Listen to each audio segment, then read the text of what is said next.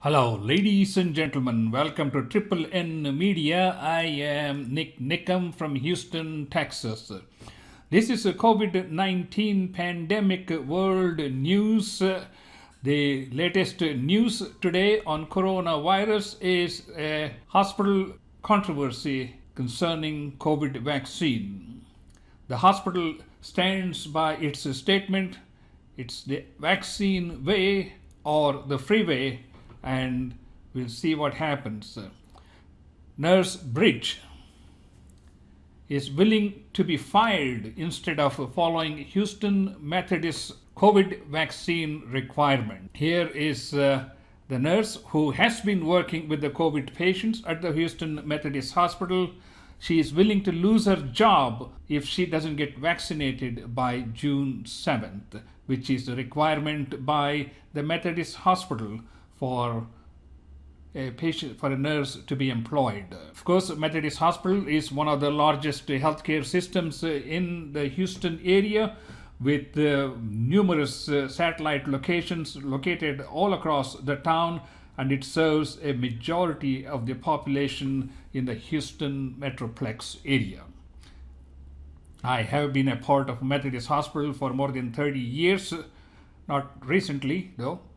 Houston Methodist President CEO Dr. Mark Boom says it was one of the first hospitals to require employees to get COVID vaccination. It has about 26,000 employees and more than 90% of them have already received the vaccination. The Houston Methodist Hospital has made it mandate for every employee to be vaccinated before June 7th or stand to lose their job. Of course, the Methodist Hospital is giving exception to people with religious reasons, or for any particular medical reason they are not able to take the vaccination, similar to the ones that are implied to the flu vaccination. If anyone is applying for a COVID vaccine exemption, it is reviewed by a special committee, and the determination is made by the committee looking at it from medical, logical, and legalistic points of view. In fact, in the early stages of vaccination, Methodist was giving away $500 bonus for those who are willing to get vaccinated in the best interest of the patients they serve. However, Nurse Bridge argues that she has some serious concerns about the COVID vaccination. She would like to see more time for the FDA to study these vaccines. She wants to wait until these vaccines are fully approved by the FDA. As you know, all these vaccines have been approved under Emergency Use Authorization, or EUA, and she is not satisfied with the data available at this time to convince that these vaccines are foolproof. She may have a point there. In fact, Ms. Bridges has gathered more than 7,500 people going along with her point of view, as it is reflected in the Changeorg Statement, which has been signed by more than 7,500 people. Of course, we have the AntiVaccine Groups, which have been in existence ever since the dawn of vaccines, and particularly the Autism Research Group is taking this COVID-19 vaccine as an occasion to bring their grievances about vaccine side effects and their long-term lingering effects on children and adults. It's not just only the hospitals that are requiring people to have vaccination or vaccination records. In fact, the airlines are going to require you to have vaccination records. You cannot book a cruise ship unless you have vaccination records. And in fact, all new employees coming to the hospital will be required to have vaccination as one of the essential requirements before they are employed. If the employer has specific guidelines as to what is in the best interest of the patients, I think it is going to be one of the things that's going to be mandated by the hospital. But of course, you look on from Bridges' point of view, you're mandating a drug that has not been fully approved by FDA, which is a valid point. From a legalistic point of view, I think this is not something that can be decided in presentations like this or even with oral arguments. Obviously, there's a lot of legal implication involved here. What are the rights of the employees? What are the obligations of an employer to their patients? And all these things can only be sorted out in a legal battle in a courtroom. Coming back to Bridges, yes, you can contest their argument.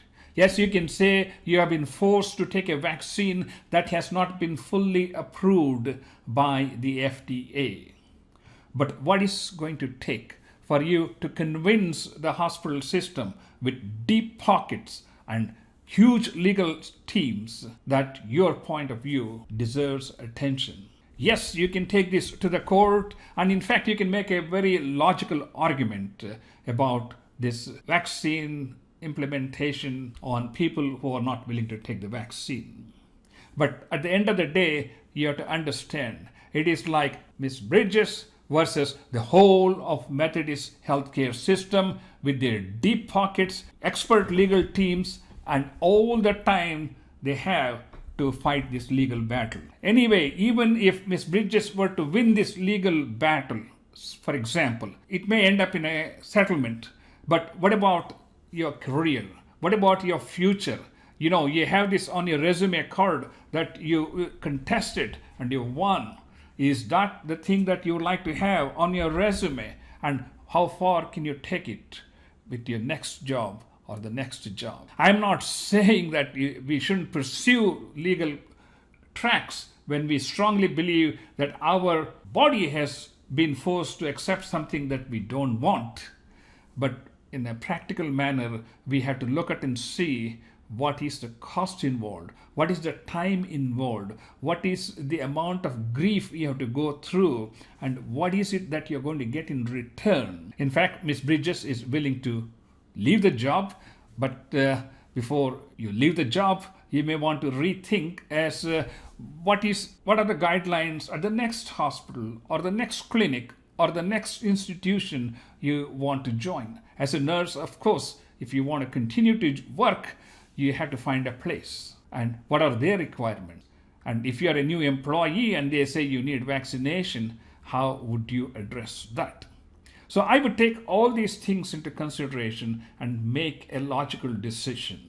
Because as I said, it is Ms. Bridges versus the huge Methodist healthcare system with millions of dollars of resources, legal experts, and all kinds of facilities available for them to defend for as long as it takes. What do you think about it?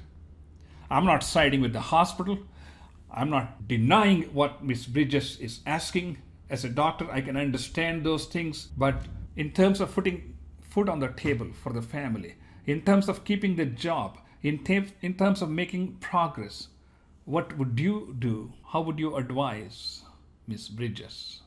I am Dr. NIK NIKAM, and thank you so much for watching this presentation. And please do subscribe to our channel. We will see you next time.